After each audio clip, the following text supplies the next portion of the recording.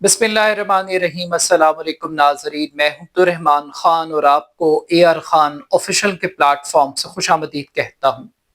नाज़रीन, क्या Qatar Israel से लड़ने के लिए तैयार है? क्या अरब ममालिक इब्राहीम अकॉर्ड को ख़त्म करने के लिए तैयार हैं? क्या सऊदी अरब, मुत्तहिदा अरब अमारात और कतर अमेरिका के साथ अपने तमाम तर तजारती, सफारती ताल्लुकात और मुआहदे मनसूख करने के लिए तैयार हैं? आज दोहा में होने वाले अरब ममालिक के मुज़म्मती इजलास में कोई बड़ी पेशरफ्त हो सकती है?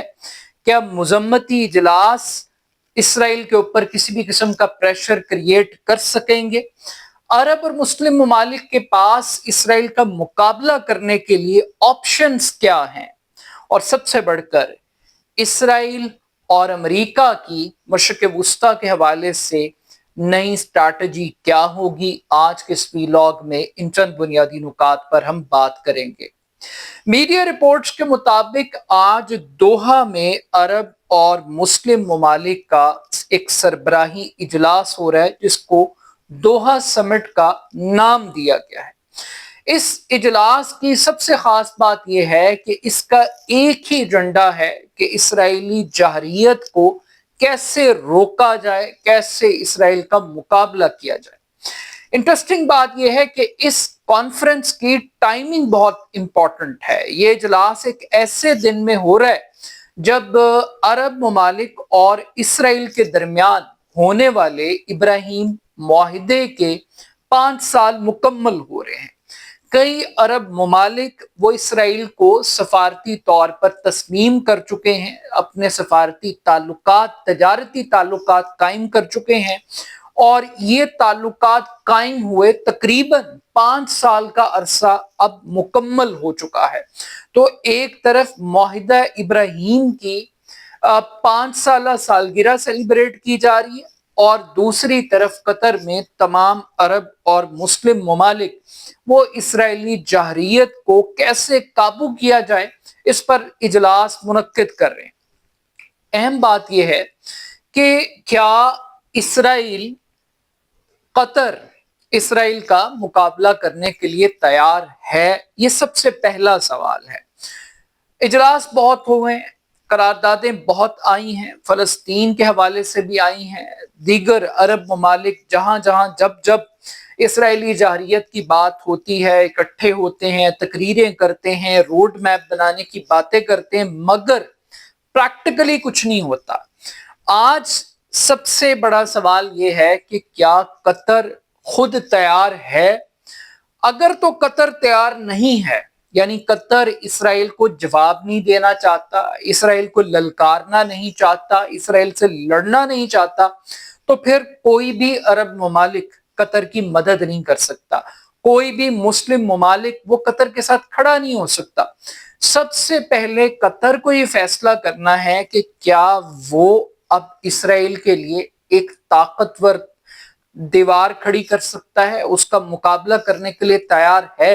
ये सवाल क्यों उठ रहा है? ये सवाल इस वजह से उठ रहा है कि बहुत तनकीद हो रही है कतरी वजीर आजम पर कि उन्होंने ट्रंप से मुलाकात क्यों की। उन्हें एहतजाज करना चाहिए था, उन्हें इग्नोर करना चाहिए था, उन्हें एक कलेक्टिव विजडम का इंतजार करना चाहिए था, एक कलेक्टिव स्टांस का इंतजार करना चाहिए था कि अरब ममालिक क्या ऑप्शंस क्रिएट करते हैं, मुस्लिम ममालिक दोहा समिट के अंदर क्या रोड मैप डिजाइन करते हैं। मगर हमने देखा कि कतर भागकर उसी अमेरिका की झोली में जाकर बैठ गया जिस अमेरिका को अरबों डॉलर देने के बावजूद कतर अपना दिफा नहीं कर सका।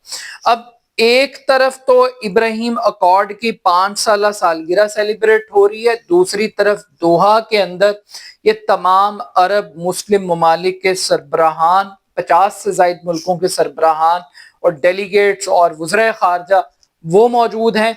तो तीसरी जानिब हम एक नई चीज देख रहे हैं और वो ये है कि अमरीकी वजीर खारजा वो इस वक्त इसराइल में मौजूद हैं और वो भी ایک یکجہتی کا پیغام دے رہے ہیں۔ امریکہ اپنی پوزیشن کلیئر کر رہا ہے، قطر کو، عرب ممالک کو کسی کو کوئی غلط فہمی نہ رہے کہ امریکہ وہ اسرائیل کے ساتھ کھڑا ہے۔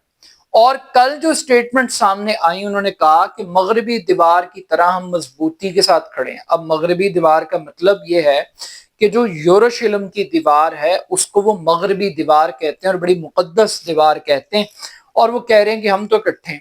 اور امریکی وزیر خارجہ کہہ رہے ہیں کہ ہاں ہمیں بہت تشویش ہے، فیصلہ ٹھیک نہیں تھا، ٹرمپ بڑے ناخوش تھے حملے سے، مگر اس حملے سے امریکہ اور اسرائیل کے تعلقات میں کوئی فرق نہیں پڑے گا، وہ جو تعلقات میں گرم جوشی ہے وہ ختم نہیں ہوگی۔ تو یہ واضح ہے کہ امریکہ کو اگر قطر، سعودی عرب، یو اے ای، یہ جتنے ممالک ہیں اور دوسری طرف اسرائیل کھڑا ہے، اگر کسی ایک کا انتخاب کرنا پڑے تو وہ اسرائیل کا انتخاب کریں گے۔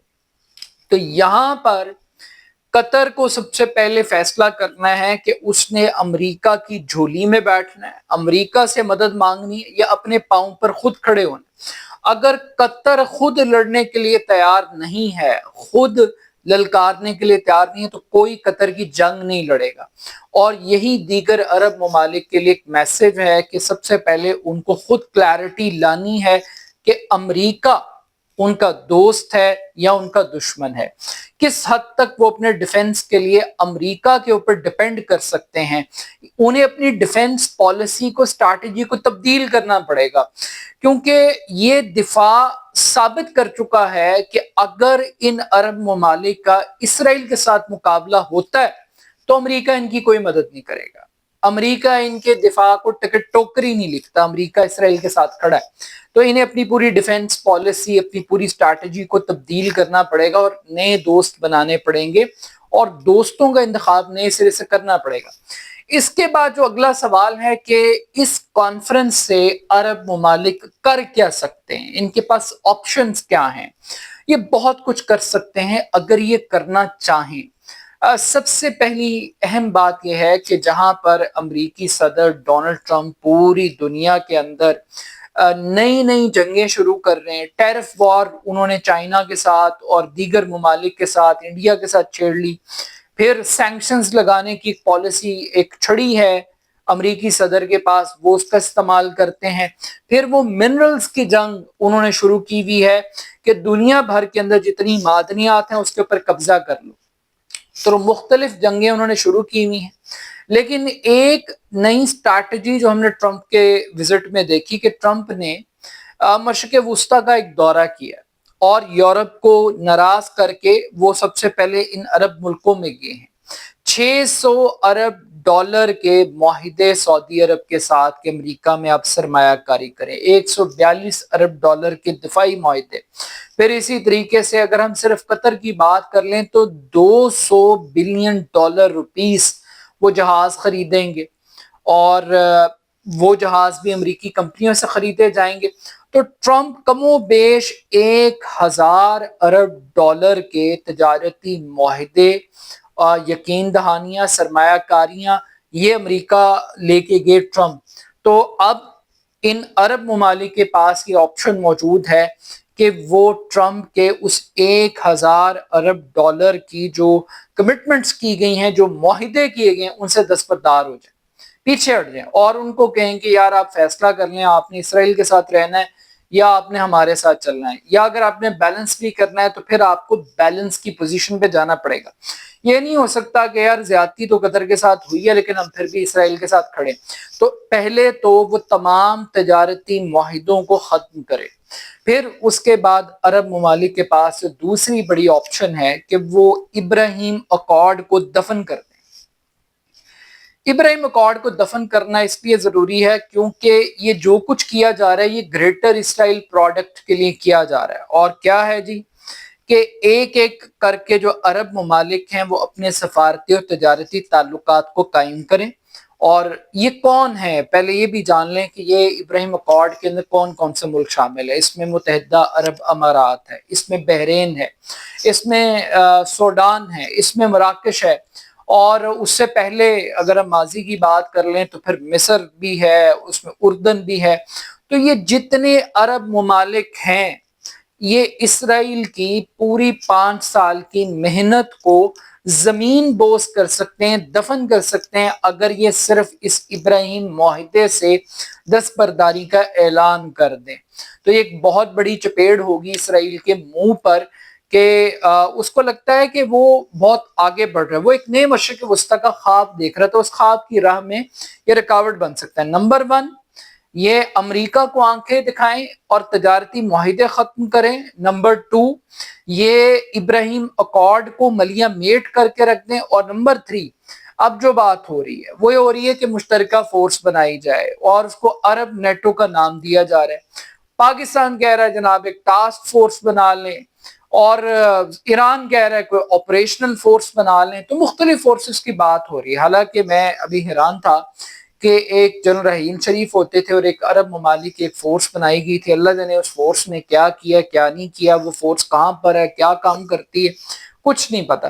تو فورس بنانے سے پہلے جب تک آپ یہ اپنے آپ کو نہیں کلیئر کر لیں گے کہ آپ نے لڑنا ہے، آپ نے مقابلہ کرنا ہے اور آپ نے للکارنا ہے، کلیئرٹی کے ساتھ فرنٹ لائن کے اوپر آپ نے آنا ہے، تب تک آپ فورسز بنا لیں، جو مرضی کر لیں، وہ بیکار ہے۔ کیونکہ فوج بنانے سے پہلے دشمن کی کلیئرٹی ہونا بڑا ضروری ہے۔ اگر آپ دشمن کو للکار نہیں سکتے، اس کا مقابلہ نہیں کر سکتے، دشمن کو دشمن ڈکلیئر نہیں کر سکتے، تو آپ کچھ بھی نہیں کر سکتے۔ آپ کو سب سے پہلے دشمن کو دشمن سمجھنا پڑے گا۔ اگر آپ اس کنفیوژن کا شکار رہیں گے کہ نہیں یہ تو جنگ ابھی غزہ کی حد تک ہے، یہ تو حملہ حماس کے اوپر ہوا، ہمارے اوپر نہیں ہوا، تو یہ آپ کی بہت بڑی مسٹیک اور بھول ہے۔ تو فورس بنانے سے پہلے مینٹل کلیئرٹی لے آئیں عرب ملک کہ اسرائیل ان کے وجود کے لیے خطرہ ہے۔ جس طرح اسرائیل کہہ رہا ہے کہ آج قطر اسرائیل کے وجود کے لیے خطرہ ہے، سعودی عرب اسرائیل کے وجود کے لیے خطرہ ہے، متحدہ عرب امارات، جتنے عرب ملک ہیں سب اسرائیل کو کلیئرٹی ہے۔ ان عربوں کو کلیئرٹی نہیں، ان کو کلیئرٹی چاہیے۔ اب میں ایک اور مثال دیتا ہوں۔ فار ایگزامپل، انڈیا نے پاکستان پر حملہ کیا اور پاکستان نے پوری دنیا سے ایک تو اظہار یکجہتی ہوا، اور وہ اظہار یکجہتی تھا، کچھ ملکوں نے کہا کہ پاکستان انڈیا کو جواب نہ دے، مگر پاکستان نے جواب دیا۔ پاکستان میں کلیئرٹی تھی کہ اگر ہم جواب نہیں دیں گے تو انڈیا میں کچا کھا جائے گا، اور پاکستان نے جواب دیا۔ جواب دینے کے بعد پاکستان کو فتح ملی، پاکستان کا امیج بہتر ہوا، اور پھر پاکستان کے پیچھے پوری دنیا آ کر کھڑی۔ پہلے پاکستان کھڑا ہوا۔ اگر پاکستان ہی لیٹ جاتا، اگر پاکستان ہی کہتا کہ یار ٹھیک ہے انڈیا نے جو کرنا تھا کر لیا، ہم کچھ نہیں کریں گے، تو دنیا بھی آپ کے ساتھ نہیں کھڑی۔ اسی طریقے سے ایران، کہ اسرائیل نے ایران پر اٹیک کیا، ایران اکیلا کھڑا ہوا، ایران نے جواب دیا، بھرپور جواب دیا، اور اس کے بعد پھر دنیا اس کے ساتھ کھڑی ہوئی۔ یہ پاکستان اور ایران کی ایک ایگزامپل ہے کہ سب سے پہلے قطر کو کھڑا ہونا ہے۔ اگر قطر کھڑا نہیں ہوتا تو پھر کچھ بھی کھڑا نہیں ہوگا، تو قطر کو پہلے سٹینڈ لینا پڑے گا۔ مشرق وسطیٰ کی بات کہ اسرائیل کا اور امریکہ کا کیا پلان، ان کا پلان یہ ہے کہ ان کو پھینٹی لگاؤ، ان کا پلان یہ ہے کہ ان کی ایسی تیسی پھیر دو۔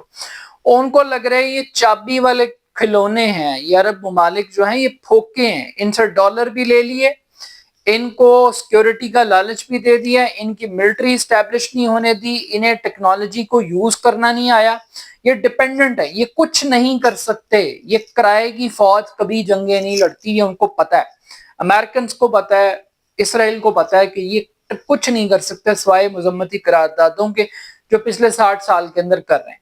تو انہیں اب ان کا پلان کیا؟ ان کا پلان یہ ہے کہ بھائی غزہ کے لوگوں کو مار پیٹ کر یہاں سے نکال لیں، اور ان عرب ممالک کو کہنا ہے کہ بھائی ان کو اپنے ملک میں پناہ دو، ان کو رکھو، ان کو بات کرو۔ اگر یہ نہیں کریں گے تو ان کو بھی چترول ہوگی، ان کو بھی پھینٹی لگے گی، اور یہ جو گریٹر اسرائیل کا پروجیکٹ ہے یہ اس وقت تک مکمل نہیں ہو سکتا جب تک کہ تمام عرب ممالک بشمول سعودی عرب اس کے اوپر قبضہ نہیں ہوتا اسرائیل کا۔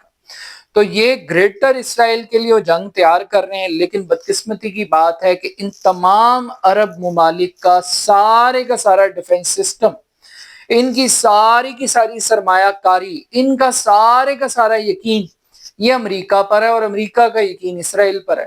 تو یہ دشمن سے دوستی کرنے چلیں، دشمن سے دشمنی ہوتی ہے، دوستی نہیں ہوتی. دشمن کو للکارا جاتا ہے، بٹھایا نہیں جاتا.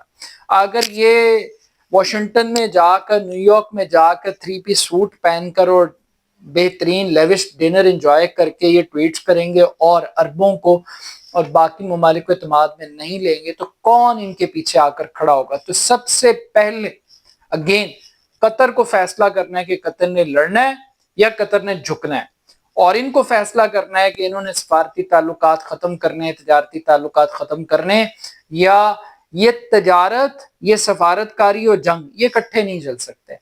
اپنا فیڈ بیک مجھے ضرور دیجیے گا. میرے YouTube channel AR Khan official کو ضرور سبسکرائب کیجیے گا. بہت شکریہ. اللہ حافظ.